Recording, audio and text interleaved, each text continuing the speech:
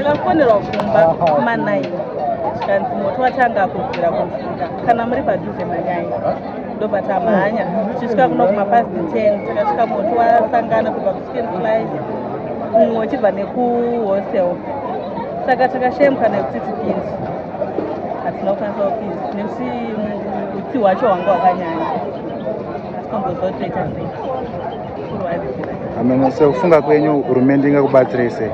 ngavatigadzirirewo musika totsvage mari yekuti titange mabhizinesi atati kana vaine zvavanokwanisa kutibatsira nazvo tinotokumbirawo dambudziko rakaita seiri hatisati saka mukutarisira kuti mucharikavha sei from loss yakaita seke? mune zvinhu zvevanhu zvakawandisa zvemari yakawandisa. imi mamune zvinhu zvakaita sezvipi zvakushira mukati? inini ndaiita hostel yemafuta mabreid kunohodha zambia nesouth africa saka pana achangobva kunohodha musi wandaitoronga nezuro masikati ndakatorongeza south imwe naisana topedza into zvinoitika akawandisa magasi zvakawandisa magasi pendi zvimuflammable saka once moto wangoita unosprayita zvakawandisa tobva tabva toenda mumaplastiki mabhaketi plastiki maplastic materials maredio zvese zviya zvekuzonosvika mainform kwezo pane zvinosara kumatime kuma6 uchitongodziwa zvo nevanhu isongosara urimo so mboresa kadbox yowira so yose tobatidza moto zvotocha sekuona kwenyu situation yaomesera sei vagari mumbare? haina kuomesa nomumbare chete iyi yatiomesera nyika yese chiro ndichibva kwandiri kubva ndikwirire bhazi kunouka ndoinga musika uku ndinokwirira kumasenda kwamutare ino asi nditoinga kuno ndinokazotenga pai taomerwa nyika yese haizi yembare chete wagari umbare otherwise wagari umbare wari nani because wanhu waingohasira wari mumusika imomo but some way most of people zhinji yaiuya yaiva wari mabig business aiitika mukati imomo anomaona saka izvi zvinatoita vanhu vakawanda most people yese yakuwara bcause even munhu izvezvo ari kurima ari kwamutoko ari kurima ari kupa anoti ndoenda kumbari ari kuti ndoenda kumbari but kumbari kwacho ndokwatsva ari kuputitsa maputi waitiraramisa zvakanyanya ndokwataishandira hama dzedu vana mai kumusha vakutofa nenzara nechiitiko zvaitika apa chichema chatotokumbirawo kade gavhumendi yapindira yatibatsirawo zvakanyanya nenyaya yemusika uyu tikwanise kuenda mberi neupenyu.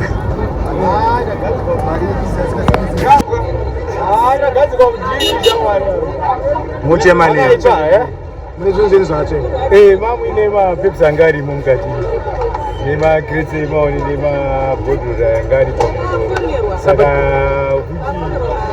uchiuona kuti zvese watotanga pazero patanga moto mamuripere kana patanga moto haina kutomboziziva ndazotongozwa newamwana kuti moto kwaita moto kumusika but time endazouya haitwa zvitulete saka munetarisire kuti mungarikavha sei from such events chimurikupurana kuti mungarikavha sei from whatever neupepsi kuti wanga ndimbostatire because wepepsi wacho ndamboita contact now wakati ngoro tinogona kureplesa but pastaff manje ndopanipo so muchiri kutarisira kuti hurumende ngakubatsirei wese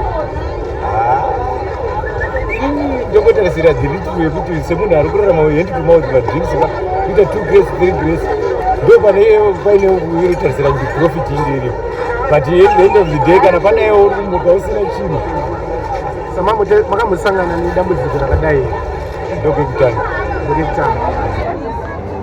chairman SMEs kuti vazoona chitiko chaitika kuna kumbare kuti mumbare matsva nesuro manene.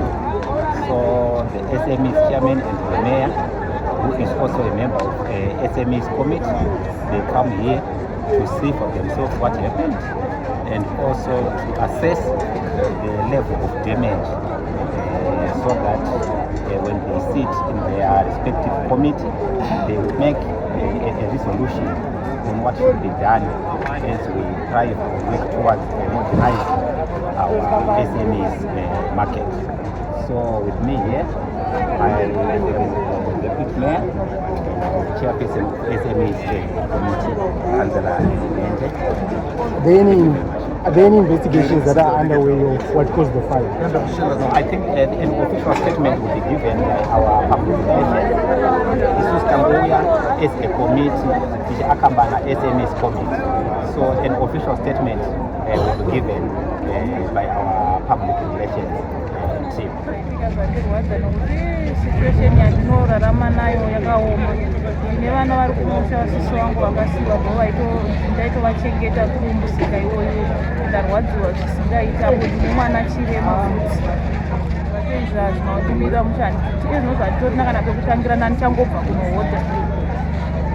Saka maitengesa chii panapa? Ndaitengesa bhutu masiripasi ndozvinhu zvaitengesa. Tombotodai pana anokwanisa kundibatsirawo atombotibatsirawo kana ndipashoma paanenge anapo ipapo ndawanawo pekutangira panapa ndopanzvimbo pandaitengesera kana uzwa kuti ndichadii kana kudii kana mhuri yakasiyiwa kumusha kuti ndichairaramisa nei handina chandinotombosiya. Saka vanoda kubata vanobata panhamba dzipi vanenge vada kubatsirayo? 0777 476 586 Pauline Manjemo. Ndombura mutangitse muchakudedzera mbijani? 0777 476 586 Zita Pauline Manjemo. Maita basi. Wanika muno Mbare. Maita basi.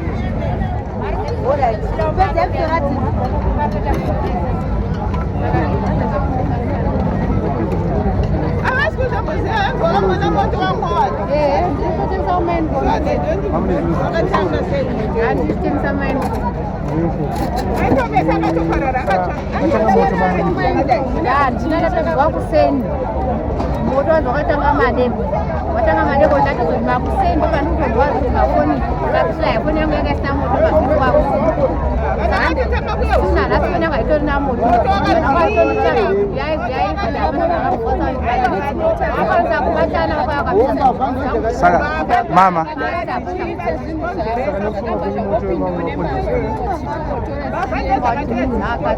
akaidaro bhozi tine magadhi atinesa titapa mari kupera kuti magadhi anenge atodyara nadyarana mese mamune insurance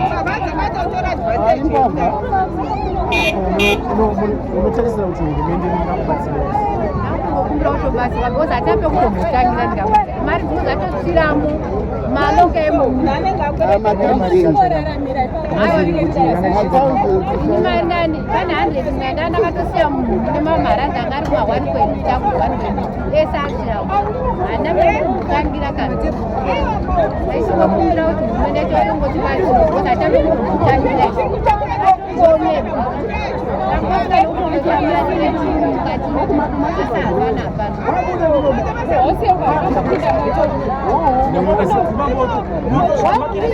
Zaenda nepamwe so mafamilies akawanda turi pamahwani ndopa because ndopangachai vanhu varasikirwa nezvinhu zvakawanda.